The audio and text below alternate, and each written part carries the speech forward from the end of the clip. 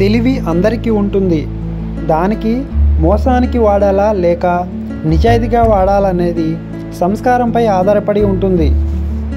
అడవికి పోయిన రాముడు రాజే, జూదంలో ఓడిన ధర్మరాజు రాజే. వ్యక్తిత్వం గొప్పదైతే జీవితంలో ఎన్ని కోల్పోయినా నువ్వు రాజువే. ఆయుధాలు అవసరం లేని యుద్ధం పేరు మోసం. వెన్నంటే ఉంటూ వెన్నుపోటు పొడిచే దాని పేరు స్నేహం. నమ్మించి గొంతు కోసే దాని పేరు ప్రేమ. ఇవన్నీ కలిసిన మృగం పేరు మనిషి.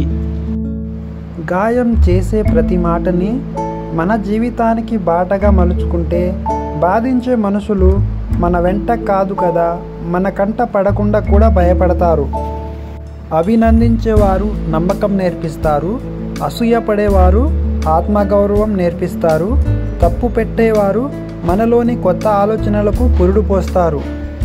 మూడు ముళ్ళు వేస్తేనే భార్యాభర్తలు కాదు, శరీరాలు కలిస్తేనే ప్రేమ కాదు. ఒకరి పట్ల ఒకరికి గౌరవం ఉండాలి, అర్థం చేసుకునే మనసుండాలి. అప్పుడే ఆ బంధం కలకాలం కలిసి ఉంటుంది.